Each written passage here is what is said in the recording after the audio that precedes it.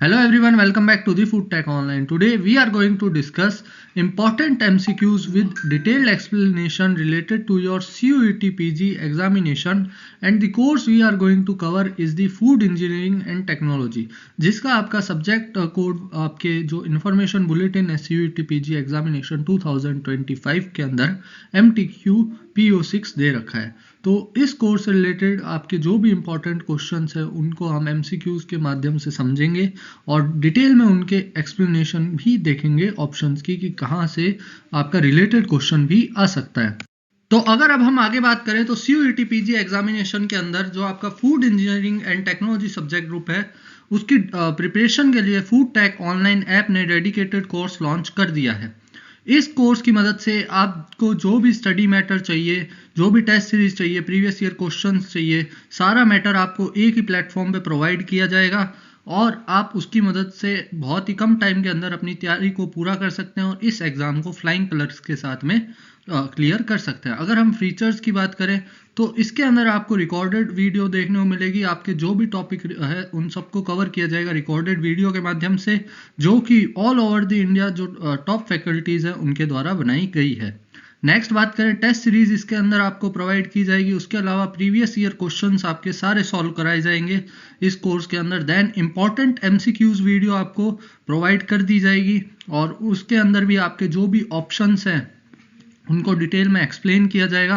साथ में अगर कोई रिलेटेड आपका कॉन्सेप्ट है उस क्वेश्चन का वो भी आपको अच्छे से बताया जाएगा। इसके अलावा ई बुक्स आपको प्रोवाइड की जाएगी और लास्ट में ग्रुप डिस्कशन, जिसके अंदर आप कभी भी अपने फ़ोन के ऊपर चैट के माध्यम से अपने टीचर्स से भी कोई भी सवाल पूछ सकते हैं और आपके साथ के जो स्टूडेंट्स हैं उनसे भी आप कभी भी कोई भी क्वेरी पूछ सकते हैं। तो ये सारे फीचर्स आपको इस कोर्स के अंदर प्रोवाइड किए जाएंगे और इस कोर्स की जो कॉस्ट है वो भी बहुत ही मार्जिनल कॉस्ट रखी गई है। तो आप इस कोर्स की मदद से बहुत अच्छे से अपनी तैयारी को पूरा कर सकते हैं। अगर आपको इस कोर्स के बारे में और जानकारी चाहिए या फिर इस कोर्स में एनरोलमेंट चाहिए तो आप ज़रूर फूड टेक ऑनलाइन ऐप को विजिट कीजिए। वहाँ पे आप इस कोर्स में एनरोल हो सकते हैं और सारा बेनिफिट उठा सकते हैं। ठीक है, तो चलिए अब हम हमारे सेशन की तरफ बढ़ते हैं। Now the first question is that which of the following enzyme digests protein into smaller polypeptides? यानी इनमें से कौन सा एंजाइम है जो कि प्रोटीन्स को स्मॉलर पॉलीपेप्टाइड्स के अंदर तोड़ता है, उनका ब्रेकडाउन करता है during the digestion in human body. अब अगर हम ऑप्शंस की बात करें तो पहला है काइमोट्रिप्सिनोजन, दूसरा है काइमोट्रिप्सिन, तीसरा है ट्रिप्सिनोजन और चौथा है ट्रिप्सिन। तो सबसे पहले अगर हम डाइजेशन ऑफ प्रोटीन की बात करें ह्यूमन बॉडी के अंदर तो सबसे पहले जो हमारा फूड प्रोडक्ट है उसके अंदर का जो प्रोटीन है वो हमारे स्टमक में जाता है। स्टमक में इसका इंटरेक्शन सबसे पहले होता है HCl के साथ। HCl क्या करता है? HCl दो चीज़ें करता है। HCl सबसे पहले तो प्रोटीन का डीनेचुरेशन कर देता है, यानी जो टर्शरी स्ट्रक्चर है उसको प्राइमरी स्ट्रक्चर में कन्वर्ट कर देता है। उसके बाद क्या होता है, HCl दूसरा काम करता है, जो हमारे स्टमक के अंदर पेप्सिनोजन एंजाइम प्रेजेंट है जो कि इनएक्टिवेट फॉर्म ऑफ एंजाइम है, उसे पेप्सिन में कन्वर्ट करता है जो कि एक्टिवेट फॉर्म ऑफ एंजाइम है और वो क्या करते हैं, प्रोटीन को थोड़ा तोड़ देते हैं लार्ज पॉलीपेप्टाइड चेन में। अब क्या होता है, यहाँ से ये जो लार्ज पॉलीपेप्टाइड चेन्स हैं ये आगे बढ़ती है हमारे major part of body small intestine के अंदर, जहाँ most of the protein digestion हमारा कंडक्ट होता है। उसके बाद प्रोटीन का एब्जॉर्प्शन होता है। तो अब स्मॉल इंटेस्टाइन में क्या होता है, जब हमारा प्रोटीन पहुंचता है तो हमारा जो पेनक्रिया है वो हमारा पेनक्रिएटिक जूसेस रिलीज करता है स्मॉल इंटेस्टाइन के अंदर, और इन पेनक्रिएटिक जूसेस के अंदर 3 मेजर एंजाइम्स प्रेजेंट होते हैं। ये 3 मेजर एंजाइम्स कौन से होते हैं? पहला तो है ट्रिप्सिनोजन,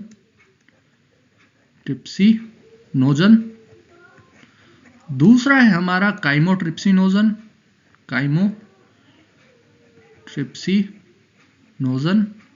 और तीसरा एंजाइम है हमारा प्रोइलास्टिएज।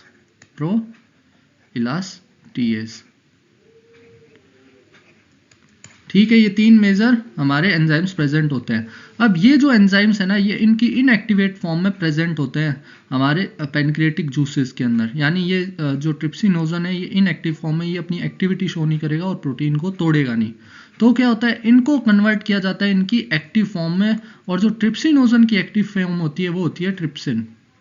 ठीक है, और ये जो ट्रिप्सिन होता है ये क्या करता है, ये हमारे प्रोटीन को तोड़ देता है, ये हमारे प्रोटीन्स को तोड़ देता है। लार्ज पॉलीपेप्टाइड चेन जो हमारी प्रोटीन की आती है स्मॉल इंटेस्टाइन के, उनको तोड़ देता है स्मॉल पॉलीपेप्टाइड चेन्स में।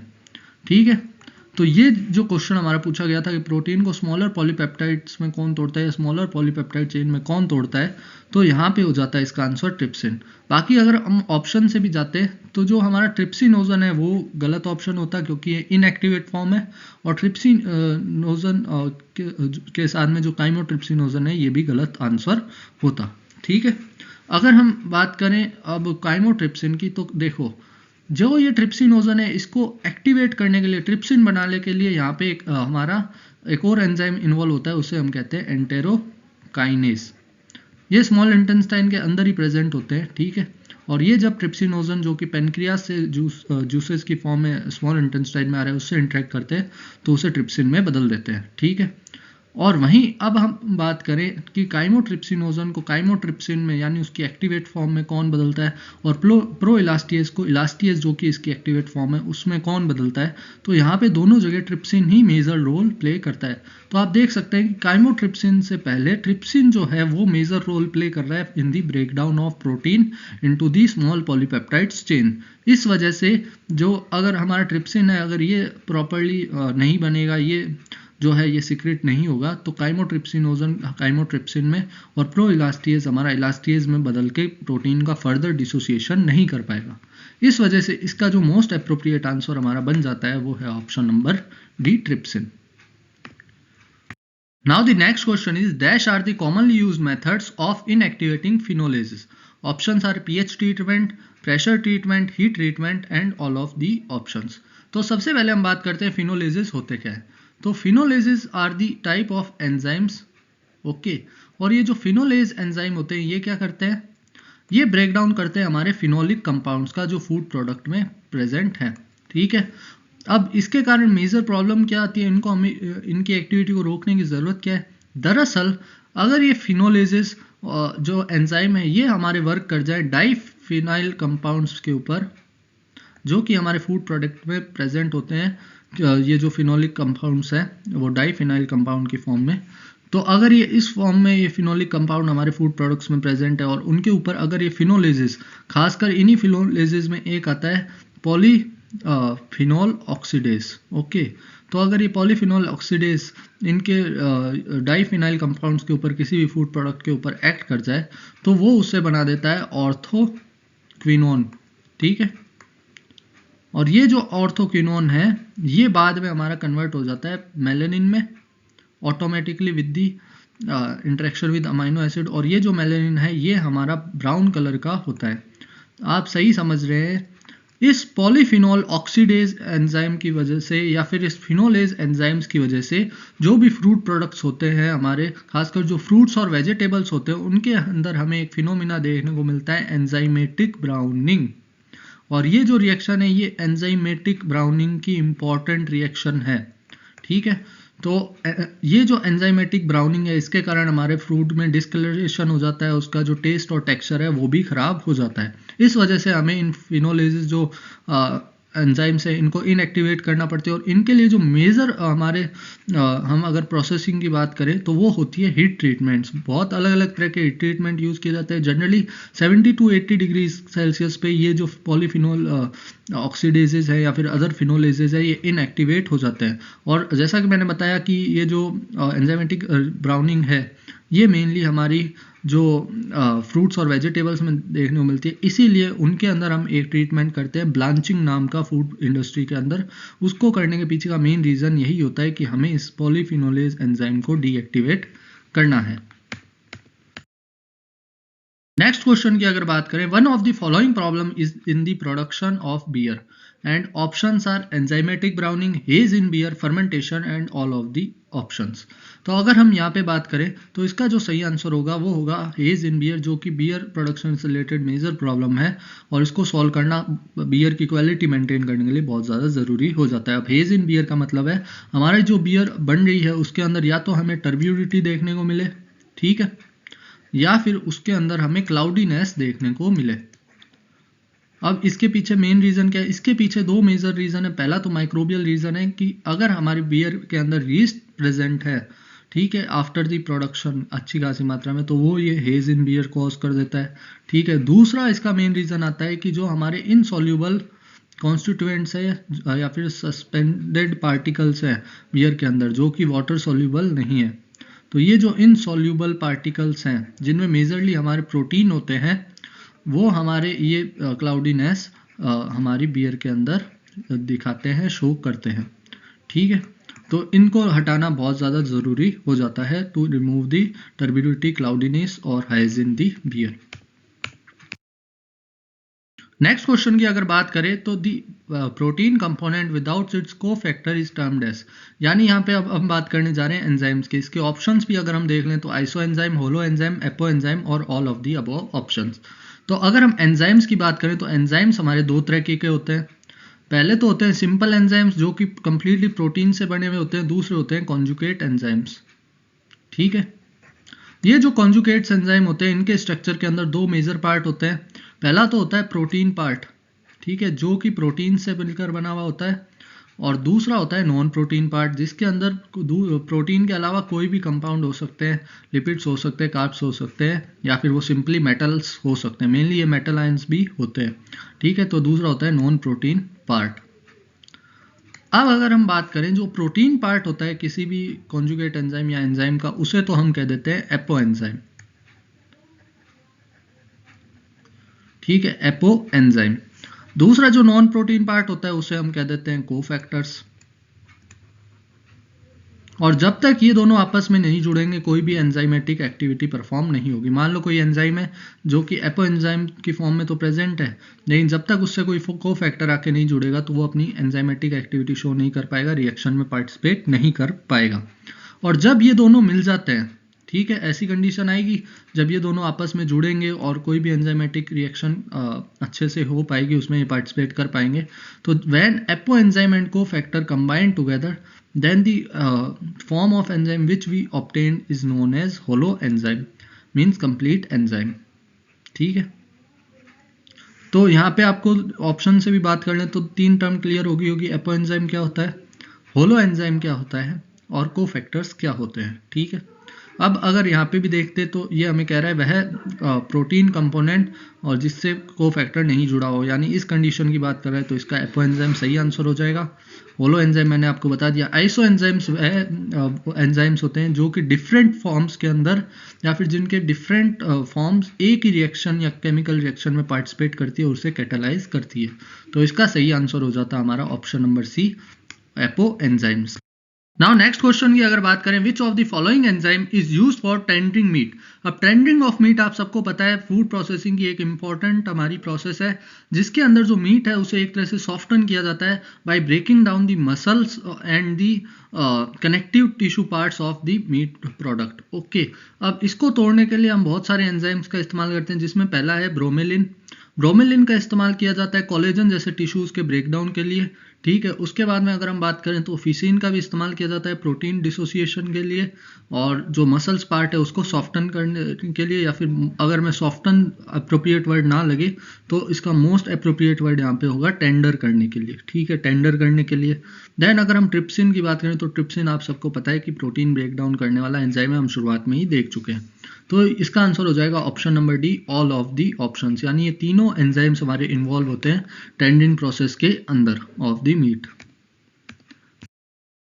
नेक्स्ट क्वेश्चन की अगर बात करें तो enzymes used for destruction of naturally occurring bitter principles from oil, यानी हमें बताना है ऐसे कौन से एंजाइम है जो कि ऑयल्स के अंदर बिटरनेस प्रोवाइड करने वाले कंपाउंड्स को तोड़ते हैं और उनको रिमूव करते हैं। ऑप्शन है gluco oxidase, then glucosidase, then beta glucosidase and alpha glucosidase. तो अगर हम बात करें कि जो हमारा ग्लूकोसाइडेज होता है वो मेनली इन्वॉल्व होता है in the breakdown of bitter principles in the oil. ठीक है, और ये क्या करता है, ग्लूकोसाइडेज जो है वो हमारा शुगर्स यानी कार्बोहाइड्रेट्स पे वर्क करता है, और उसमें भी ये हमारे मेनली ग्लाइको जो प्रोटीन्स होते हैं, ग्लाइको प्रोटीन्स, इनको क्या करता है, तोड़ देता है ऑयल्स के अंदर में, जिसकी वजह से ये क्या है उसके फ्लेवर को कंट्रीब्यूट नहीं कर पाते और एक बिटरनेस का जो टेस्ट है उसको प्रोवाइड नहीं कर पाते हैं। तो इसका जो सही आंसर हो जाता है वो हो जाता है option number B, glucosidase. Next question की अगर हम बात करें, enzyme used in chill proofing of beer, यानी कि इनमें से कौन सा ऐसा एंजाइम है जो कि बियर को जब हम कूल डाउन करेंगे, चिल करेंगे, तो उसके अंदर टर्बिडिटी, क्लाउडीनेस या फिर एक तरह से हेजिंग इन बियर को कॉज नहीं होने देता। तो आप सबको मैंने जैसे बताया, हेजिंग जो होती है वो हमारी मेनली होती है प्रोटीन जैसे इनसॉल्युबल कंपाउंड्स के कारण। तो अगर हम ऑप्शंस में देखें कि ऐसा कौन सा एंजाइम है जो कि या तो प्रोटीन को तोड़ देगा या कोएगुलेट कर देगा, तो वो हमारा होगा ऑप्शन नंबर बी, प्रोटीज। अभी हमने शुरुआत में देखा कि प्रोटीजेज ही होते हैं जो प्रोटीन का एक तरह से डिसोसिएशन या कोएगुलेशन करते हैं। तो इसी वजह से ये जो प्रोटीज है ये इनसॉल्युबल कंपाउंड्स को एक तरह से हम कह सकते हैं कोएगुलेट कर देंगे प्रोटीन्स को किसी भी बियर के अंदर, और उसके अंदर जो हमारी एक तरह से हेजिंग है वो नहीं होगी, उसका जो एक तरह से अपीयरेंस है वो खराब नहीं होगा जब हम उसे चिल करेंगे या कूल डाउन करेंगे। तो इसका सही आंसर हो जाएगा ऑप्शन नंबर बी, प्रोटीएज। अब अगर हम बाकी ऑप्शन को देखें तो लाइगेज जो होता है वो कंबाइनिंग एंजाइम होता है जो दो कंपाउंड्स को एक साथ जोड़ता है। पेक्टिनेज जो होते हैं वो पेक्टिन्स को तोड़ने के काम आते हैं, और अमाइलेज जो होते हैं वो हमारे स्टार्च के ऊपर वर्क करते हैं और स्टार्च कंपाउंड्स को ब्रेक डाउन करते हैं, यानी ये मेनली कार्बोहाइड्रेट से रिलेटेड है। तो इसका सही आंसर हो जाता है option number B. Next question की अगर बात करें, which enzyme bring about the oxidation of essential fatty acids result in the development of flavours. तो अगर हम यहाँ पे बात करें कि इनमें से कौन सा एंजाइम है जो कि हमारे एसेंशियल फैटी एसिड्स को तोड़ देता है, उनका ऑक्सीडेशन कर देता है, तो ऑप्शन है हमारे lipo oxygenases, then ascorbic oxidase, peroxidase and amylase. तो अगर हम सबसे पहले एसेंशियल फैटी एसिड्स की बात करें तो जो हमारे ओमेगा 3 और ओमेगा 6 हैं, जिन्हें हम लिनोलेइक और लिनोलैनिक एसिड कहते हैं, ये दोनों एसेंशियल फैटी एसिड्स होते हैं। क्योंकि ये हमारी बॉडी में सिंथेसाइज नहीं होते, हमें एक्सटर्नल डाइट के थ्रू इन्हें लेना ज़रूरी होता है हमारा नॉर्मल ह्यूमन बॉडी बैलेंस बनाए रखने के लिए, एक हेल्दी लाइफ जीने के लिए, ठीक है। और इन दोनों को जो तोड़ने वाला एंजाइम आप नाम से ही पहचान गए होंगे होता होगा लाइपो ऑक्सीजनेसिस, क्योंकि ये क्या करता है, लिपिड्स का ऑक्सीडेशन कर देता है, खासकर एसेंशियल फैटी एसिड्स का, ठीक है। बाकी अगर हम एंजाइम्स की बात करें तो एस्कॉर्बिक ऑक्सीडेज इसके लिए रिस्पॉन्सिबल नहीं है। वहीं पेरोक्सीडेज आप सबको पता है कि जो H2O2 है उसको तोड़ने के काम में आता है, ठीक है। जो हमारे पेरोक्साइड्स होते हैं उनको तोड़ने के काम में आता है, ठीक है। अमाइलेज मैंने आपको बता दिया कि स्टार्च के ब्रेकडाउन में मेनली वर्क परफॉर्म करता है। नेक्स्ट क्वेश्चन अगेन एंजाइम से रिलेटेड है, which used in brewing industry in the conversion of starch to maltose for fermentation. तो अगर आपको स्टार्च को माल्टोज में तोड़ना है या फिर बाद में फर्दर ग्लूकोज में भी तोड़ना है, तो उसके लिए हम अभी मैं 3 से 4 बार कह चुका हूँ कि अमाइलेज जो एंजाइम है वो रिस्पॉन्सिबल होता है। तो इसका आंसर आप देखते ही मार्क कर देते हैं। यही फायदा होता है कि जब हम जो ऑप्शंस होते हैं उसके साथ में कॉन्सेप्ट्स को भी अच्छे से डिस्कस कर लेते हैं एमसीक्यूज के अंदर, तो इस तरीके से आपके एग्जाम में काम आते हैं। लाइपेजेज इसका सही आंसर नहीं होगा, वो लिपिड्स को तोड़ते हैं। प्रोटीनेजेज भी नहीं होगा क्योंकि ये प्रोटीन को तोड़ते हैं, और पेक्टिनेजेज नहीं होगा क्योंकि ये पेक्टिन का ब्रेकडाउन करते हैं। नेक्स्ट बात करें, the enzyme which is not commonly used for tenderising meat. इनमें से कौन सा ऐसा एंजाइम है जो कि टेंडराइजिंग ऑफ मीट के काम नहीं आता। तो इसका सही आंसर हो जाएगा ऑप्शन नंबर ए, ट्रिप्सिन काम आता है, पेपिन काम आता है और ब्रोमेलिन काम आता है। और कैसे आता है वो भी हमने डिटेल में देखा था। एलिसिन इसका गलत। नेक्स्ट क्वेश्चन की बात करें, enzyme that convert cellulose to glucose. अब सबसे पहले बात करते हैं सेल्यूलोज क्या है। सेल्यूलोज एक तरह से हमारा डाइसैकेराइड शुगर है जो कि हमारा प्लांट्स के अंदर मेनली पाया जाता है। So it is a disaccharide sugar, okay. और इसके अंदर कौन से हमारे यूनिट्स प्रेजेंट होते हैं, ये मेनली बना हुआ होता है बीटा ग्लूकोज यूनिट से। ध्यान रखिएगा, अगर यहाँ पे अल्फा ग्लूकोज लिखा हुआ होता तो जब अल्फा ग्लूकोज यूनिट्स आपस में कंबाइन होकर एक डाइसैकेराइड बनाते हैं तो उसे तो हम माल्टोज कह देते हैं। लेकिन जब बीटा ग्लूकोज फॉर्म आपस में मिलकर एक डाइसैकेराइड बनाती है तो उससे हम सेल्यूलोज कहते हैं। और अगर ये एक पॉलीसैकेराइड बनाती है तो उसे हम सेल्यूलोज कहते हैं। वहीं अगर अल्फा ग्लूकोज होता तो उसे हम स्टार्च कह देते हैं, ठीक है। तो आप अब देख सकते हैं कि अगर बीटा ग्लूकोज यूनिट्स प्रेजेंट है तो इनको जो तोड़ने वाला एंजाइम होगा ऑप्शंस में से वो हो जाएगा बीटा ग्लूकोसाइडेज।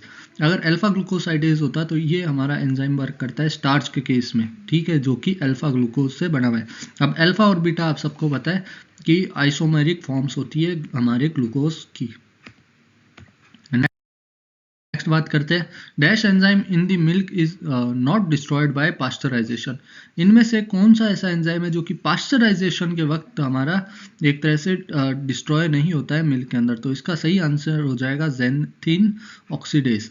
ठीक है। और यहाँ से अगर हम पास्चराइजेशन के बारे में और बात करें तो आप सबको पता होगा पास्चराइजेशन एक प्रिजर्वेशन टेक्निक है मिल्क के अंदर, जिसके अंदर हम जितने भी पैथोजेंस है उन्हें मार देते हैं।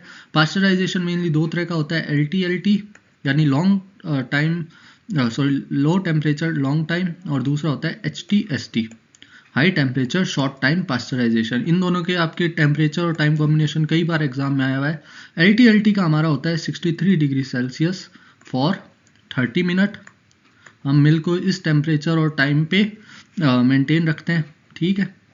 और जो हमारा HTST है उसका हमारा टेम्परेचर तो होता है 72 डिग्री सेल्सियस फॉर 15 सेकेंड। सो ये हमारे पास्चराइजेशन के बारे में इंफॉर्मेशन है। एक और बात कर लेते हैं कि पास्चराइजेशन प्रॉपर हुआ है या नहीं हुआ, इसका इंडिकेटिंग एंजाइम कौन सा है, तो उसका आंसर हो जाएगा हमारा पास्चराइजेशन का इंडिकेटिंग हमारा एंजाइम हो जाएगा फॉस्फेटेज, जिसे हम एल्कलाइन फॉस्फेटेज टेस्ट की मदद से पता करते हैं। तो फॉस्फेटेज जो है ये हमारा इंडिकेटिंग एंजाइम है पास्चराइजेशन। अगर ये पास्चराइजेशन के बाद मिल्क के अंदर डीएक्टिवेट हो जाता है या इनएक्टिवेट हो जाता है तो इस केस में हम मानते हैं मिल्क प्रॉपरली पास्चराइज हुआ है, वरना हमारा मिल्क प्रॉपर पास्चराइजेशन के थ्रू नहीं जा पाया है। और ज़ैंथीन ऑक्सीडेज जो है ये हमारा पास्चराइज नहीं होता है, डिस्ट्रॉय नहीं होता है पास्चराइजेशन के अंदर। नेक्स्ट क्वेश्चन की अगर बात करें, the method used to remove hydratable gums in soybean oil is called. Options are washing, peeling, water degumming और डीगमिंग एंड क्लीनिंग। तो सबसे पहले बात करते हैं दरअसल ये हाइड्रेटेबल गम्स होते क्या हैं। तो जब हमारा सोयाबीन ऑयल बनाया जाता है तो उसके अंदर आप सबको पता होगा फॉस्फोलिपिड्स प्रेजेंट होते हैं। अब ये फॉस्फोलिपिड्स क्या है, ये दरअसल हमारे इमल्सिफायर होते हैं जो कि सोयाबीन के अंदर प्रेजेंट होते हैं, और ये जो हमारा वाटर और ऑयल है उसको आपस में इमल्शन की फॉर्म में बनाए रखते हैं।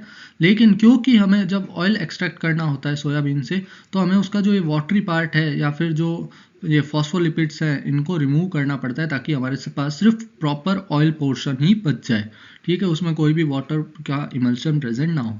तो ऐसे केस में हम क्या करते हैं, ऐसे केस में हम एक प्रोसेस करते हैं जिसे हम कहते हैं वाटर डीगमिंग। अब इसके अंदर क्या होता है, इसके अंदर हम मेजर 2 से 3 स्टेप करते हैं। सबसे पहले तो हम क्या करते हैं, जो हमारा सोयाबीन है या फिर सोयाबीन ऑयल है, ठीक है, उसके अंदर हम ऐड कर देते हैं, इसके अंदर हम ऐड कर देते हैं हॉट वाटर।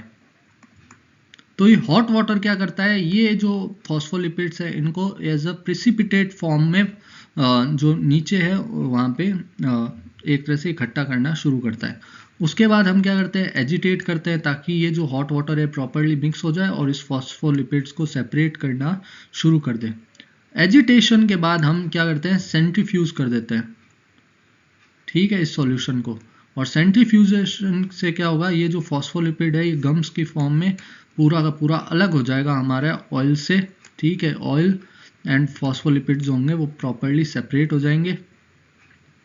और इन फॉस्फोलिपिड्स का भी यूज़ किया जाता है, इनको मार्केट में सेल किया जाता है लेसिथिन की फॉर्म में, ठीक है, एज अ गम। और लेसिथिन आप सबको पता है एक इमल्सिफायर की तरह वर्क करता है। तो ये हम बाकी इंडस्ट्री में जैसे आइसक्रीम मैन्युफैक्चरिंग में बाद में इस्तेमाल कर सकते हैं। तो इसका जो सही आंसर हो जाएगा वो हो जाएगा वाटर डीगमिंग, और वो degumming which is used in the soybean oil industry. Next question की बात करें, which enzyme lead to browning of apple. अब अभी हमने इसीलिए एंजाइमेटिक ब्राउनिंग देखो डिटेल में पढ़ी तो पूरा उसका यूज हमारा यहाँ आ गया। पॉलीफिनोल ऑक्सीडेज या फिर फिनोलेजेस जो एंजाइम होते हैं वो डाईफिनोल को तोड़ देते हैं हमारे, और ये जो डाईफिनोल है ये बाद में हमारे कन्वर्ट होते हैं क्विनोन्स में, और क्विनोन्स जो अमाइनो एसिड और नेचुरल कंपाउंड्स हैं उनके साथ में रिएक्ट करके मेलेनिन बना देते हैं। मेलेनिन हमारा ब्राउन कलर का एजेंट होता है जो कि ब्राउनिंग या फिर एंजाइमेटिक ब्राउनिंग के लिए रिस्पॉन्सिबल होता है। तो कैसी चीज़ें कनेक्ट हुई आप यहाँ से समझ सकते हैं। नेक्स्ट क्वेश्चन की बात करें, which enzyme is denatured at blanching temperature. ये भी हमारा क्वेश्चन हमने अच्छे से डिस्कस कर लिया है। जो हमारी ब्लांचिंग प्रोसेस होती है उसके लिए अंदर हम मेनली जो होते हैं वो पेरोक्सीडेजेस जो एंजाइम है उनको भी डीएक्टिवेट करते हैं, ठीक है। और उसके अलावा हम जो है हमारे पॉलीफिनोल ऑक्सीडेजेस जो है उनको डीएक्टिवेट करते हैं। Next one is a very simple question, which of the following is a cryogenic fluid. यानी इनमें से कौन सा एक काइरोजेनिक फ्लूइड है। अब काइरोजेनिक फ्लूइड का मतलब आप सबको पता है वह फ्लूइड जिसका जो टेम्परेचर होता है वो बहुत ज़्यादा लो होता है। अराउंड हम मानते हैं इनका जो बॉइलिंग पॉइंट होता है वो 150 डिग्री सेल्सियस से कम होता है, ठीक है। अब अगर हम ऑप्शंस देखें तो सबसे पहला है लिक्विड नाइट्रोजन, अमोनिया, ऑक्सीजन और ब्रोमीन। तो जो हमारा लिक्विड नाइट्रोजन है वो बहुत ही ज़्यादा फेमस कायरोजेनिक फ्लूइड है और इसका इस्तेमाल बहुत सारी चीज़ों में किया जाता है, रेफ्रिजरेशन में भी किया जाता है। उसके अलावा हमारे काफ़ी सारे फूड प्रोसेसिंग के वक्त भी इसका इस्तेमाल किया जाता है फॉर दी चिलिंग पर्पसेज और फ्रीजिंग पर्पसेज। ठीक है, तो इसका जो सही आंसर हो जाएगा वो हो जाएगा option number A, liquid nitrogen N2। इसका जो टेम्परेचर माना जाता है वो अराउंड -196 डिग्री सेल्सियस माना जाता है। Now next question is that changes that a lipid undergoes leading to undesirable flavor and odor is known as, यानी वह कौन सी प्रोसेस होती है जिसके अंदर लिपिड जो होता है वो एक तरह से टूट जाता है, डिसइंटीग्रेट हो जाता है, डिसोसिएट हो जाता है, जिसके कारण हमें ऑफ फ्लेवर्स या ऑफ ऑर्डर किसी भी फूड प्रोडक्ट के अंदर देखने को मिलते हैं। इसके जो हमारे ऑप्शन है, पहला है जेलेटनाइजेशन, दूसरा है टर्ब्यूडिटी, तीसरा है जेलेशन और चौथा है रेंसिडिटी। तो इनका जो सही आंसर होने वाला है इस क्वेश्चन का वो होगा ऑप्शन नंबर डी, रेंसिडिटी। अब रेंसिडिटी क्या होती है? रेंसिडिटी सिंपल होता है लिपिड का ब्रेकडाउन होना या डिसोसिएट होना। जो हमारे लिपिड कंपाउंड्स होते हैं फूड प्रोडक्ट में वो टूट जाते हैं। अब रेंसिडिटी जो होती है वो मेनली 3 तरीके की होती है, लेकिन हमारे जो मेजर हम पढ़ते हैं वो मेनली दो कारणों की वजह से होती है। एक तो होती है ऑक्सीडेटिव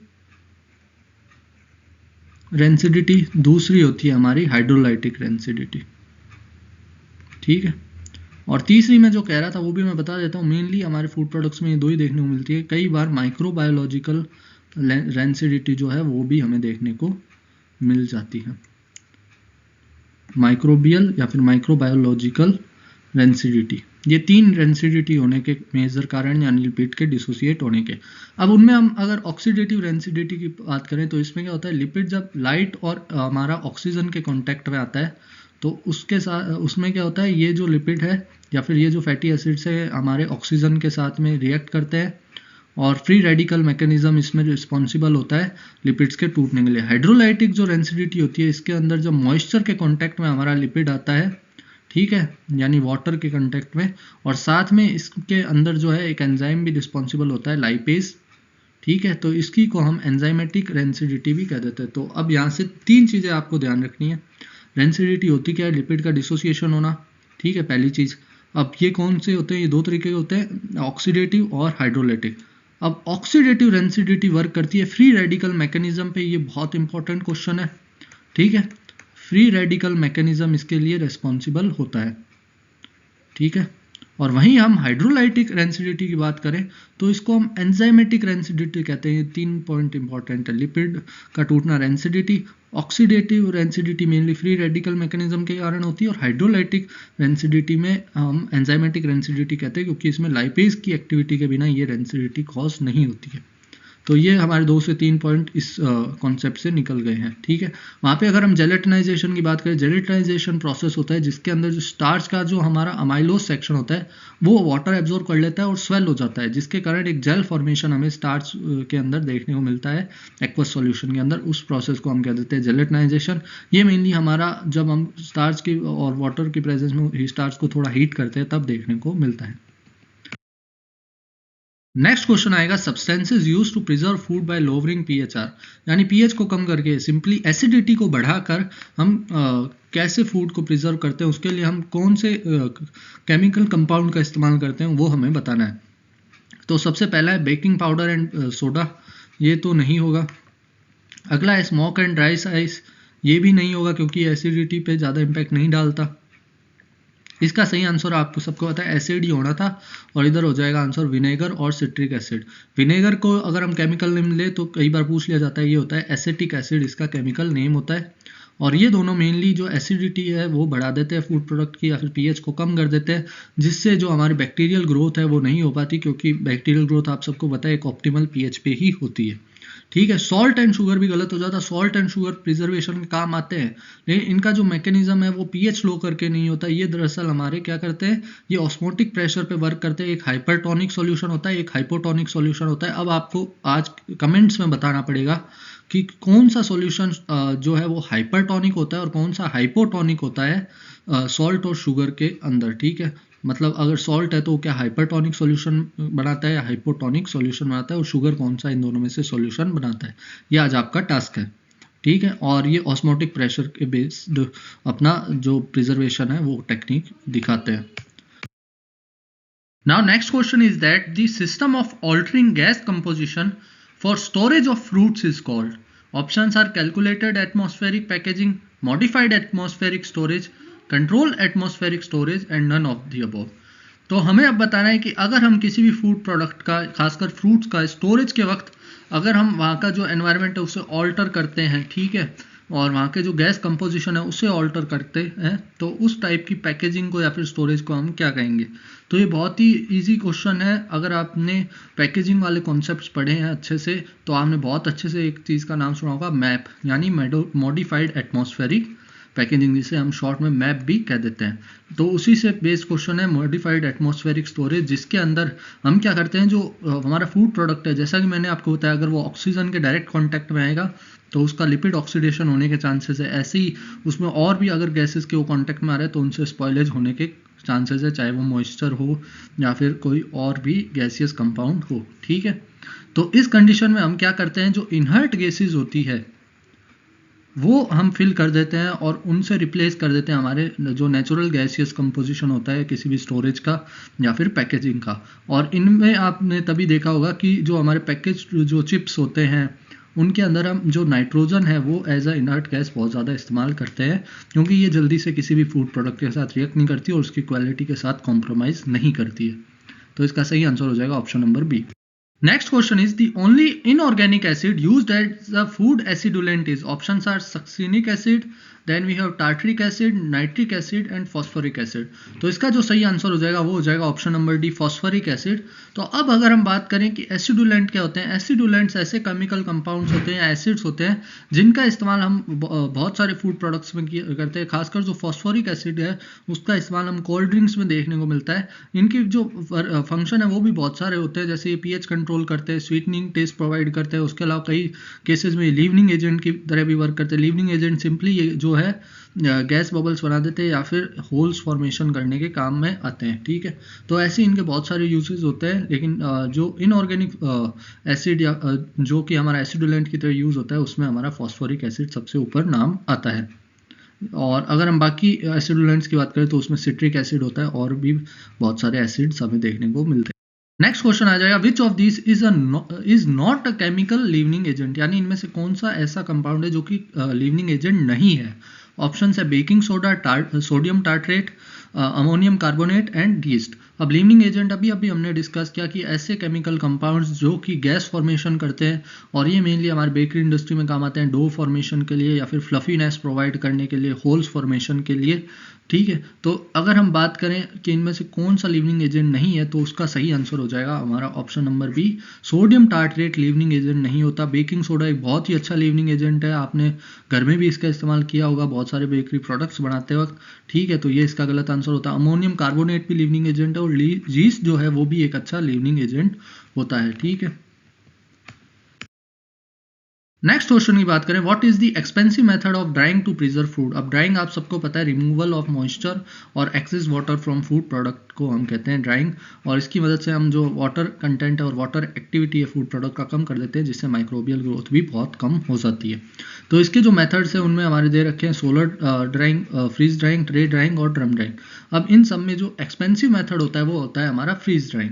अब सोलर ड्राइंग आप सबको पता है कि सन की एनर्जी की मदद से हम ड्राइंग करते हैं। ट्रे ड्राइंग आप सबको पता है कि इसके अंदर हम ट्रेस के ऊपर जो है हमारे फूड प्रोडक्ट को रख देते हैं और उधर हम फिर डिहाइड्रेशन मेथड का इस्तेमाल करते हैं, ड्राइंग चैम्बर का इस्तेमाल करते हैं, ये भी सिंपल है।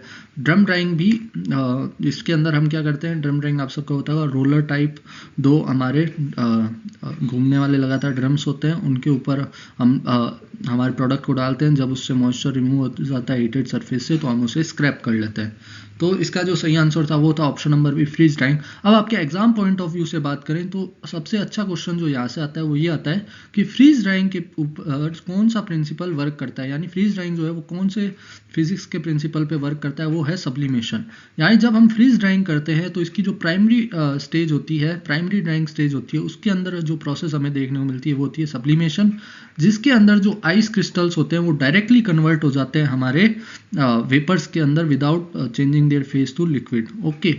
और इस सब्लिमेशन प्रोसेस के लिए हमें क्या चाहिए होता है, इसके अंदर हमें जो कॉम्बिनेशन चाहिए होता है प्रेशर टेम्परेचर का, वो मेंटेन करके रखना पड़ता है। इसके अंदर हम 30 डिग्री सेल्सियस टेम्परेचर रखते हैं, 30 degree Celsius temperature at 3 mmHg pressure.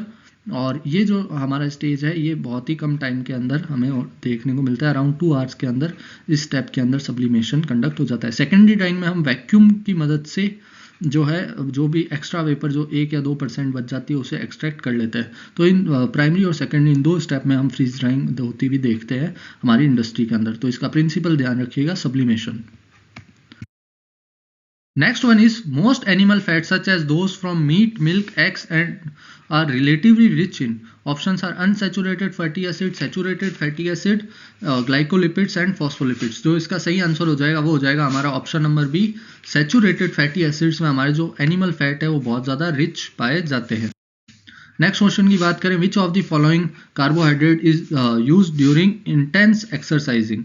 तो अगर हम बात करें तो जो हमारा ग्लाइकोजन होता है वो बहुत ज़्यादा इस्तेमाल में किया जाता है, क्योंकि जो ग्लाइकोजन होता है वही हमारी कार्बोहाइड्रेट की स्टोरेज फॉर्म होती है ह्यूमन बॉडी के अंदर। तो जब भी हम एक्सरसाइज करते हैं या कोई अदर एक्टिविटी करते हैं तो उसके अंदर हमारी बॉडी सबसे पहले ग्लाइकोजन का ब्रेकडाउन करती है ग्लूकोज में और उससे एनर्जी गेन करती है, ठीक है। और वहीं अगर हम बात करें जब हमारा कार्बोहाइड्रेट से एनर्जी मिलना बंद हो जाता है, यानी सारे कार्बोहाइड्रेट हम कंज्यूम कर लेते हैं, तो हमारा फेट ब्रेकडाउन होता है एनर्जी प्रोवाइड करने के लिए, क्योंकि वो हमारे long term storage energy form है बॉडी के अंदर, ठीक है, न्यूट्रिएंट्स की। और बाद में हमारे प्रोटीन जो है यानी मसल्स जो है वो डिसोसिएट होते हैं हमारी बॉडी को एनर्जी प्रोवाइड करने के लिए। नेक्स्ट क्वेश्चन की बात करें, to what is the action of dietary fibre. यानी हमें बताना है जो डाइटरी फाइबर होते हैं उनका हमारी बॉडी के अंदर एक्शन यानी फंक्शन क्या होता है, ठीक है। तो जो डाइटरी फाइबर होते हैं ये ऐसे हमारे कंपाउंड्स होते हैं जो कि बॉडी डाइजेस्ट नहीं कर पाती, लेकिन ये बहुत ज़्यादा ज़रूरी होते हैं, बिकॉज ये जब हमारी बॉडी से पास आउट होते हैं तो ये कोई एनर्जी तो प्रोवाइड करते नहीं है, क्योंकि ये ना ही डाइजेस्ट होते हैं ना ही एब्जॉर्ब होते हैं, ठीक है। लेकिन जब ये हमारे स्मॉल इंटेस्टाइन से जा रहे होते हैं तो जो वहाँ पे टॉक्सिन्स है उन सबको एब्जॉर्ब कर लेते हैं, एक तरह से क्लीनिंग एजेंट की तरह हमारी बॉडी में ये वर्क करते हैं। और इस वजह से ये क्या करते हैं, ये हमारी बॉडी में जो भी न्यूट्रिएंट्स और केमिकल्स है उनका एब्जॉर्प्शन प्रॉपर होता रहे, उसमें कोई रुकावट ना है वहाँ पे। अगर हमारा कोई भी अदर कंपाउंड हमारी इंटेस्टाइन के लेवल पे जम गया है या फिर टॉक्सिन रिलीज हो गया है, उसको पूरी तरह से क्लीन कर दिया जाए, इसमें बहुत ज़्यादा हेल्प प्रोवाइड करते हैं। तो इसका सही आंसर हो जाएगा option number D, to make changes to how nutrients and chemicals are absorbed, ठीक है। अगर ये डाइटरी फाइबर हम बिल्कुल ही कंज्यूम करना छोड़ देंगे तो हमारा प्रॉपर एब्जॉर्प्शन ऑफ न्यूट्रिएंट नहीं हो पाएगा बॉडी के अंदर। These are the important 25 questions we discussed today related to your examination। आज हमने इन क्वेश्चंस को पूरा डिटेल में कवर किया और हर क्वेश्चन के पीछे का कॉन्सेप्ट अच्छे से जानने की कोशिश की। अगर आपको ऐसे ही और इन्फॉर्मेटिव वीडियोस चाहिए, आपको फ्री एमसीक्यूज प्रैक्टिस करने, क्वालिटी एमसीक्यूज प्रैक्टिस करने, तो आप ज़रूर फूड टेक ऑनलाइन ऐप पर विजिट कीजिए। ऐप के ऊपर आपको बहुत सारे फ्री सोर्सेज देखने को मिलेंगे, फ्री क्वेश्चंस देखने को मिलेंगे और आपके बहुत सारे फूड एग्जाम से रिलेटेड जो आपके कोर्सेज है वो भी आप देख सकते हैं, उनको अवेल कर सकते हैं बहुत ही मिनिमल कॉस्ट पे, ठीक है। उसके अलावा आपको अगर इनमें से किसी भी एग्जाम की तैयारी करनी, CUET, PG, FCI, food analyst, state FSOs, इन सब की तैयारी के लिए आपको dedicated courses food tech online पे मिलेंगे और वहाँ पे आप बहुत सारे जो अदर रिसोर्सेज है उनका भी अच्छे से फ़ायदा उठा सकते हैं। तो I will strongly recommend you to please visit the food tech online app once. आपको अगर ऐप विजिट करना है तो उसका लिंक आपको डिस्क्रिप्शन में मिल जाएगा इसी वीडियो के। So thank you for listening. I hope this session will be very helpful for your examination preparation and these questions will boost your preparation. And thank you again for your listening and giving your time, and best of luck for your examination from Food Tech Online.